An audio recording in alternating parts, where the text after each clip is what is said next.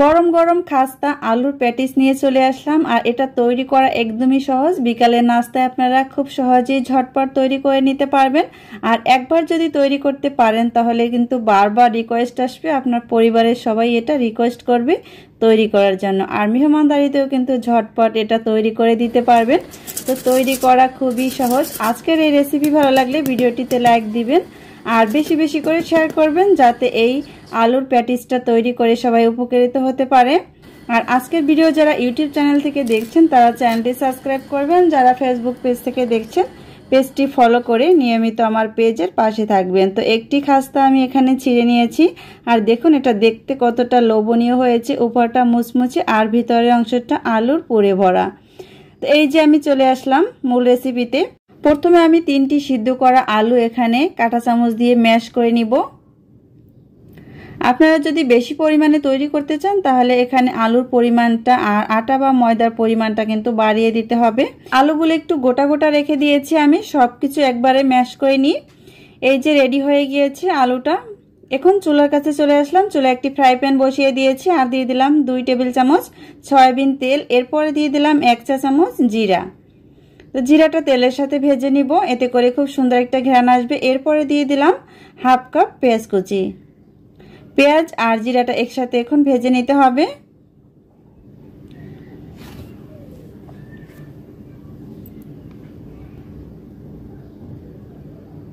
এই যে পেঁয়াজ আর জিরাটা কিছু সময় ধরে ভেজে নিয়েছি। পেঁয়াজের কালারটা যখন একটু লালচে কালার চলে আসবে তখন এর ভিতরে দিয়ে দিলাম 3টি কাঁচামরিচ কুচি। এরপরে দিয়ে দিলাম হাফ চা চামচ গরম মশলা গুঁড়া ভাজা আর দিয়ে দিলাম হাফ চা চামচ করে হলুদের গুঁড়া, লাল মরিচের গুঁড়া। এখন এগুলি একটু হালকা ভেজে নিব। এরপরে দিয়ে দিচ্ছি আমি এখানে ম্যাশ করা আলু। এরপরে দিয়ে দিব স্বাদ মতো লবণ, দিয়ে খুব ভালোভাবে এটাকে মিক্স করে নিতে হবে। আর মিক্স করার পরে আলুটা আমি 3 থেকে 4 মিনিট খুব ভালোভাবে ভেজে নেব।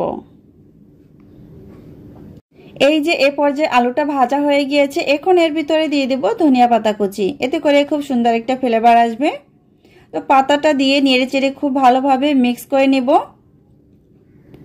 আর মিক্স করার পরে কিন্তু এটা চুলা থেকে নামিয়ে নিতে হবে। এই যে পুরটা কিন্তু একদম রেডি হয়ে গিয়েছে আলুর। এখন চুলা থেকে নামিয়ে সম্পূর্ণ ঠান্ডা করে নিতে হবে। এখন আমি ডোটা রেডি করে নিব। এজন্য একটি মিক্সিং বোলের ভিতরে দিয়ে দিলাম 1.5 কাপ আটা। আপনারা চাইলে কিন্তু ময়দাটা ব্যবহার করতে পারবেন। আর এখানে দিয়ে দিলাম স্বাদ মতো লবণ আর 2 টেবিল চামচ সয়াবিন তেল। এখন খুব ভালোভাবে আটার সাথে তেলটাকে মিক্স করে নিব। আর তেলটা কিভাবে মিক্স হয়েছে বুঝবেন, এভাবে হাতের ভিতরে যদি আটাটা দলা পেকে যায় তাহলে মনে করতে হবে যে তেল আর আটা একসাথে খুব ভালোভাবে মিক্স হয়ে গিয়েছে। এখন অল্প অল্প পানি দিয়ে খুব সুন্দর একটি ডো তৈরি করে নিতে হবে। আর এখানে আমি নরমাল টেম্পারেচারে পানিটা দিয়ে দিয়েছি, এটা দিয়ে খুব সুন্দর একটি ডো তৈরি করে নিয়েছি এখানে। আর এ পর্যায়ে যখন আপনার হাতে আটাটা লেগে আসবে তখন সামান্য একটু তেল দিয়ে আবার এটাকে খুব ভালোভাবে মথে নিতে হবে। ডোটা যত ভালোভাবে মথে নেবেন আপনার নাস্তাগুলিও কিন্তু একদম পারফেক্ট হবে। এই যে ডোটা এ পর্যায়ে আমি মথে নিয়েছি। এখন এই ডোটাকে আমি 20 মিনিটের মতো রেখে দিব, রেস্টে রেখে দিব। আর আপনাদের হাতে যদি সময় না থাকে তাহলে কিন্তু আপনারা 10 মিনিট এটাকে রেস্টে রেখে দিতে পারেন। উপর থেকে সামান্য একটু তেল দিয়ে দেব যাতে উপরের অংশটা শক্ত হয়ে না যায়। এখন একটি ঢাকনা দিয়ে ঢেকে রাখবো। 20 মিনিট পরে আমি ঢাকনাটা খুলে নিয়েছি। আর এ পর্যায়ে কিন্তু ডোটা একদম পারফেক্ট ভাবে সেট হয়ে গিয়েছে। এখন আবারও 2 থেকে 3 মিনিট এই ডোটাকে মথে নিতে হবে। আর এখন মথে নেওয়ার পরে আমি আপনাদেরকে দেখিয়ে দিয়েছি এই যে খুব সুন্দর সফট একটি ডো তৈরি হয়ে গিয়েছে। এখন এই ডো থেকে ছোট ছোট লিচি কেটে নিতে হবে নাস্তাগুলি তৈরি করার জন্য।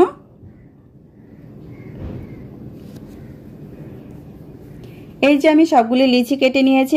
এখানে 1.5 কাপ আটায় টোটাল 8টি লিচি হয়েছে। এখন একটি বাটির ভিতরে সামান্য পরিমাণে আটা নিয়ে তারপরে পানি দিয়ে দিলাম। এরপরে একটি চামচ দিয়ে খুব ভালোভাবে আটাটা গলিয়ে নিতে হবে। এটা হচ্ছে নাস্তা তৈরি করার সময় আপনার কাজে লাগবে। এরপরে আমি এই ডো থেকে রুটি তৈরি করে আপনাদেরকে দেখিয়ে দিচ্ছি যে কিভাবে নাস্তাগুলি তৈরি করবেন। ভিডিওটি প্রথম থেকে শেষ পর্যন্ত দেখবেন, এতে করে আপনি এই নাস্তাগুলি তৈরি করতে পারবেন। আর নাস্তাটা তৈরি করা একদমই সহজ। এই যে আমি রুটিটা একটু লম্বা করে বেলে নিয়েছি, আর যতটা সম্ভব পাতলা করে বেলে নিতে হবে, এতে করে এই যে আলুর প্যাটিসগুলি খুবই মুচমুচে হবে। এখন এই যে আলুর পুরটা আমি তৈরি করেছি, সেই পুরটা রুটির মাঝ বরাবর দিয়ে দিয়েছি। আপনাদের ইচ্ছে অনুযায়ী কম অথবা বেশি নিয়ে নিতে পারবেন। এরপরে যে আটার গোলাটা আমি তৈরি করেছি, সেই গোলাটা এভাবে পাশ দিয়ে লাগিয়ে দিতে হবে রুটির পাশে। আমি একটি চামচ দিয়ে এটাকে খুব সুন্দরভাবে রুটির উপরে লাগিয়ে দিব। এরপরে রুটিটা এভাবে ভাঁজ দিয়ে নিতে হবে।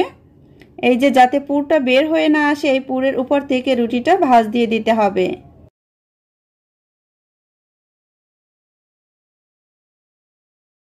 এই যে রুটির উপরের অংশটা আমি এখানে লাগিয়ে দিয়েছি, আর এখানে আলুর পুরটা কিন্তু খুব সুন্দরভাবে কোট করে দিয়েছি। এখন উপর থেকে এই যে অর্ধেক অংশটা আমি এখানে আটার যে গোলাটা আছে এটা লাগিয়ে দিব। এতে করে ভাজার সময় এই নাস্তাগুলি খুলে যাবে না। এই যে লাগিয়ে দেওয়ার পরে আবারও নাস্তাটা আমি উল্টিয়ে নিয়েছি। এরপরে অপর অংশে কিন্তু আবারও এই গোলাটা লাগিয়ে দিতে হবে। এই যে সামনের অংশটা আমি গোলাটা লাগিয়ে দিয়েছি। এরপর এটাকে ভাঁজ দিয়ে নিতে হবে। দুই দিকে ভাঁজ দিয়ে কিন্তু নাস্তাটা তৈরি করতে হবে, এতে করে নাস্তাটা খুবই মুচমুচে হবে আর খেতে অনেক মজার হবে। এই যে খুব সুন্দরভাবে নাস্তাটা কিন্তু তৈরি হয়ে গিয়েছে। অল্প সময়ে ঝটপট আলুর প্যাটিসটা তৈরি হয়ে গিয়েছে। দেখুন কতটা সুন্দর হয়েছে। আর একইভাবে বাকি যে প্যাটিসগুলি আছে আমি তৈরি করে নিব।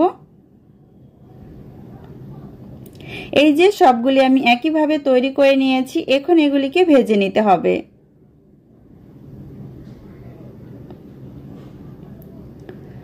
চুলার আগে থেকে একটি ফ্রাই প্যান বসিয়ে দিয়ে পরিমাণ মতো তেল দিয়ে তেলটাকে গরম করে নিয়েছিলাম। এরপরে এক এক করে আলুর প্যাটিসগুলি আমি দিয়ে দেব। প্যাটিসগুলি দিয়ে দেওয়ার পর চুলার আঁচটা কিন্তু একদম মিডিয়াম টু লোতে রেখে তারপর এগুলিকে ভেজে নিতে হবে, এতে করে এটা খুবই মুচমুচে হবে। কিছু সময় ভাজার পর এটাকে আমি উল্টে দিব, আর উল্টে পাল্টে খুব সুন্দর একটি সোনালী কালার করে ভেজে নিতে হবে। এভাবে যদি আপনারা আলুর প্যাটিসগুলি তৈরি করেন তাহলে ভাজার অনেক সময় পরও কিন্তু এটা মুচমুচে থাকবে। প্রায় 2-3 ঘন্টা ধরে এটা মুচমুচে থাকবে আর খেতেও কিন্তু অনেক মজার হবে। এই যে প্যাটিসগুলি ভাজা হয়ে গিয়েছে, সুন্দর একটি সোনালী কালার চলে আসলে এভাবে প্যাটিসগুলি আমি তেল ঝরিয়ে উঠিয়ে নিয়েছি। আর বাকি যে নাস্তাগুলি আছে একইভাবে কিন্তু আমি ভেজে নিয়েছি এখানে। আর ভাজার পরে একটি সার্ভিং প্লেটে সার্ভ করে নিয়েছি। দেখুন খুব সহজেই তৈরি হয়ে গেল গরম গরম খাস্তা আলুর প্যাটিস। এভাবে আপনারা খুব সহজে মেহমানদারিতে অথবা বিকালের নাস্তায় ঝটপট তৈরি করে নিতে পারবেন ঘরে থাকা উপকরণ দিয়েই। আটা আর আলু দিয়ে আজকে প্যাটিসগুলি আমি তৈরি করে দেখিয়ে দিয়েছি। যে কেউই কিন্তু খুব সহজে তৈরি করতে পারবেন। আর দেখুন এটা শব্দ শুনিয়ে বুঝতে পারবেন যেটা কতটা মুচমুচে হয়েছে। আজকের এই রেসিপি ভালো লাগলে ভিডিওটিতে লাইক দিবেন আর বেশি বেশি করে শেয়ার করবেন। তো এখন একটি প্যাটিস আমি ভেঙে দেখিয়ে দিচ্ছি। দেখুন কতটা লোভনীয় হয়েছে, ভিতরটা আলুর পুরে ভরা আর উপরের অংশটা একদম মুচমুচে। আজ এ পর্যন্তই, আবারও হাজির হব আপনাদের সামনে নতুন কোনো মজার মজার রেসিপি নিয়ে। সবাই ভালো থাকবেন, সুস্থ থাকবেন, সবার জন্য দোয়া ও শুভকামনা রইল। আল্লাহ হাফেজ।